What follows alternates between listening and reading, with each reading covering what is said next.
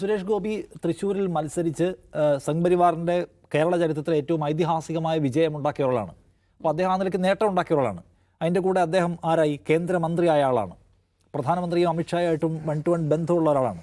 അങ്ങനെ ഒരാൾ ഇതാ ഇറങ്ങി വരുന്നു, എന്നിട്ട് നമ്മോട് സംസാരിക്കുന്നു വികസനത്തെക്കുറിച്ച്, ഞാൻ നിങ്ങൾക്ക് തരാം എന്ന് പറയുന്ന വാഗ്ദാനത്തെക്കുറിച്ച്. ആൾക്കാർ അതിനെ വാല്യൂ ചെയ്യും എന്ന് വിചാരിച്ചിട്ടാണല്ലോ. കാരണം സുരേഷ് ഗോപി പറഞ്ഞ യേശും കെ സുരേന്ദ്രൻ പോയി പറഞ്ഞല്ലോ. കെ സുരേന്ദ്രൻ ആരാ? അദ്ദേഹം വെറും സംസ്ഥാന അധ്യക്ഷൻ മാത്രമായിരുന്ന ഒരാൾ. പക്ഷേ സുരേഷ് ഗോപി അങ്ങനല്ല. സുരേഷ് ഗോപി ജനസമ്മതിയുള്ള ഒരാൾ. അദ്ദേഹം കേന്ദ്രമന്ത്രി ആയാൽ അദ്ദേഹം പറഞ്ഞാൽ കൊണ്ടുവരുന്നൊരു ഫീൽ ജനങ്ങൾക്കുണ്ടാവുകയും ആ കണക്ട് ഉണ്ടാക്കാനായിരിക്കും ഒരുപക്ഷെ സുരേഷ് ഗോപിയെ ഈ കളത്തിൽ മുന്നിൽ ഇറക്കുന്നത്. പക്ഷേ ഞാൻ പറയുന്ന കാര്യം, ജനങ്ങൾ ഇതിനെക്കുറിച്ച് ആലോചിക്കില്ല. സുരേഷ് ഗോപി ഇവിടെ നിന്ന് MP ആയി മന്ത്രിയായി കേരളത്തിന് എന്ത് തേങ്ങയാണ് കിട്ടിയത്? ആ ചോദ്യം ഉണ്ടല്ലോ. തൃശ്ശൂർ പൂരത്തിന് പുലികളിക്ക് അദ്ദേഹം കുറച്ച് പൈസ കൊടുത്തേ കേട്ടു. കേരളത്തിൻ്റെ അടിസ്ഥാന ജീവിത പ്രശ്നങ്ങൾ പരിഹരിക്കാൻ സുരേഷ് ഗോപി 5ൻ്റെ പൈസ കേന്ദ്രത്തിന് കൊണ്ടുവന്നു. അദ്ദേഹം പറഞ്ഞു എയിംസ് അടക്കം സകല പരിപാടിയും കേരളത്തിൽ വരാൻ പോകുക. തൃശ്ശൂരുകാരോട് പറഞ്ഞത് തൃശ്ശൂർ കേരളത്തിൻ്റെ മധ്യഭാഗത്താണ്, ഇവിടെയാണ് എയിംസ് വരേണ്ടത് എന്ന് തെരഞ്ഞെടുപ്പ് കാലത്ത് അദ്ദേഹത്തിന് ആൾക്കാരും പ്രസംഗിച്ച് നടന്നു. ഇപ്പോൾ അദ്ദേഹം പറഞ്ഞ ആലപ്പുഴയിൽ കൊണ്ടുവരാൻ പോകുന്നു. എവിടെയാണ് കൊണ്ടുവരുന്ന കാര്യത്തിൽ അദ്ദേഹത്തിൻ്റെ വ്യക്തതയില്ല. ഞാൻ പറഞ്ഞ അദ്ദേഹം ഈ MP ആയതിനു ശേഷം മന്ത്രി ആയതിനു ശേഷമുള്ള കേന്ദ്ര സർക്കാരിന് ആദ്യ ബജറ്റ് എടുത്ത് പരിശോധിച്ച് നോക്കുക, കേരളത്തിന് എന്തെങ്കിലും കിട്ടിയോ? എയിംസ് പോട്ടെ, എയിംസ് വലിയ സംഗതിയാണ്. എയിംസ് അല്ലാതെ കേരളത്തിന് എന്താ കിട്ടിയത്? അദ്ദേഹം കേരളത്തിൻ്റെ ഏത് ആവശ്യമാണ് കേന്ദ്ര ബജറ്റിനകത്ത് ഉൾപ്പെടുത്തി തന്നത്? നമുക്ക് ഒന്നും തന്നില്ല. ഏത് കേരളം എന്നുള്ള ലൈനിലാണ് അന്ന് ബജറ്റ് അവതരിപ്പിച്ചത്? നമുക്ക് ഓർമ്മയുണ്ട്. ഒന്നും കിട്ടിയില്ല. നമുക്ക് മാത്രമല്ല വേറെ പലർക്കും കിട്ടിയില്ല. അപ്പോൾ അദ്ദേഹത്തിന് കേരളത്തിൻ്റെ എന്ത് നീഡ്, എന്താവശ്യം ആ ബജറ്റിനകത്ത് കൊണ്ടുവരാൻ ഒരു 10 രൂപ ഇങ്ങോട്ട് വകയിരുത്താൻ അദ്ദേഹത്തിന് പറ്റിയില്ലല്ലോ. നമുക്ക് വയനാട് ദുരന്തം ഉണ്ടായപ്പോൾ ബാക്കി ഏതെല്ലാം സംസ്ഥാനങ്ങൾ കാശ് കൊടുത്തു? നമുക്ക് എത്ര തന്നു? ഒരു വർഷം കഴിഞ്ഞപ്പോൾ 266 കോടിയെ പറ്റോ ഇപ്പോൾ അനുവദിച്ചിട്ടുണ്ട്. നമ്മൾ ആവശ്യപ്പെട്ടതിൻ്റെ 10% പൈസയാണ് തന്നത് മുഴുവൻ. ആദ്യം തന്ന പൈസ മുഴുവൻ വായ്പയായിട്ട് നമ്മൾ തിരിച്ചടക്കണം. വേറൊരു സംസ്ഥാനത്തിനും ഇങ്ങനെ വായ്പ എന്ന് പറഞ്ഞ ഏർപ്പാടില്ല.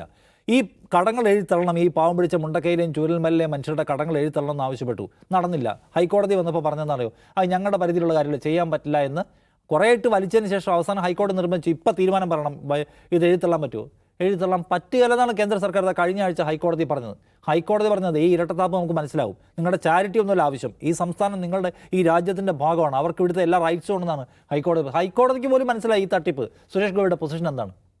സുരേഷ് ഗോപിയുടെ പാർട്ടിയിലെ ഒരു മുൻ സംസ്ഥാന അധ്യക്ഷനും മുൻ മന്ത്രിയുമായിരുന്ന ആൾ പറഞ്ഞത് 3 വാർഡിലെ പ്രശ്നം മാത്രമാണ് മുണ്ടക്കൈ ചൂരൽമല എന്നാണ്. അപ്പോൾ കേരളത്തിൻ്റെ അടിസ്ഥാന ആവശ്യങ്ങൾ എന്താണെന്ന് മനസ്സിലാക്കി കൊണ്ടുവരാൻ മെട്രോ റെയിലിൻ്റെ എക്സ്റ്റൻഷൻ കൊണ്ടുപോവാ, എയിംസ് കൊണ്ടുപോവാ. ഇവിടെ നമ്മൾ കിനാരൂരിൽ 130 ഏക്കർ ഭൂമി കണ്ടെത്തിയിട്ടുണ്ടല്ലോ. ഹൈക്കോടതി അഫിഡവിറ്റ് കൊടുത്തിട്ടുണ്ടല്ലോ. എന്താ തരാത്തെന്നാണ്? ആവശ്യമായ ഭൂമി കണ്ടെത്താത്തത് കൊണ്ടാണെന്ന് പറഞ്ഞു. ആവശ്യമായ ഭൂമി എവിടെയൊക്കെ ഉണ്ട്? ഗോരഖ്പൂർ IITക്ക് സർക്കാർ പെർമിഷൻ കൊടുത്തിട്ടുണ്ടല്ലോ. ബീഹാറിൽ എയിംസിന് കൊടുത്തിട്ടുണ്ടല്ലോ. ബീഹാറിൽ എയിംസ് കൊടുത്തിട്ടുണ്ടല്ലോ. അവിടെ നമ്മൾ എടുത്തെടുത്തതിൻ്റെ ഇത്രയും ഭൂമിയില്ല. അപ്പോൾ ഭൂമി ഇല്ലാത്തതൊന്നുമല്ല ഇവരുടെ പ്രശ്നം, തരാൻ സൗകര്യമില്ല.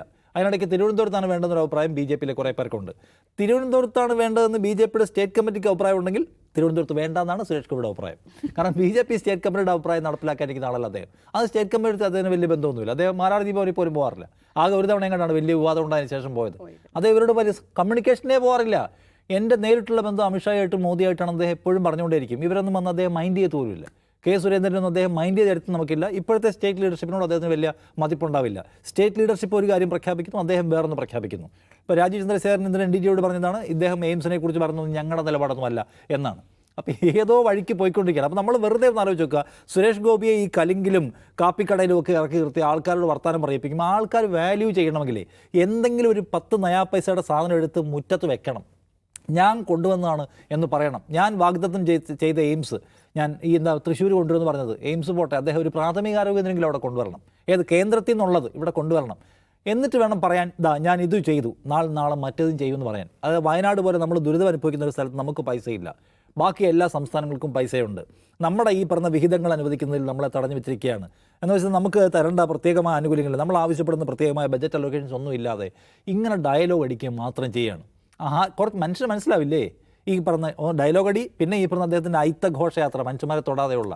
അതുകൊണ്ട് ഈ കലിങ്കായാലും കൊള്ളാം, കാപ്പിക്കച്ചവടമായാലും എന്തായാലും കൊള്ളാം, ജനം എന്താണ് നിങ്ങളുടെ കോൺട്രിബ്യൂഷൻ എന്ന് വാല്യൂ ചെയ്യുന്ന പോയിന്റിൽ സുരേഷ് ഗോപിയുടെ എല്ലാ ഡയലോഗും വ്യർത്ഥമാവുമെന്നാണ് എനിക്ക് തോന്നുന്നത്. ഇതുകൊണ്ട് കാര്യമായ ഗുണം ഉണ്ടാവുമെന്ന് ചോദിച്ചാൽ, ഒരു സ്ഥലത്തൊരു മനുഷ്യൻ വിജയിച്ച മോഡൽ അപ്പുറത്ത് വെച്ചിട്ടില്ല അപ്പുറത്തും നേട്ടം ഉണ്ടാക്കേണ്ടത്.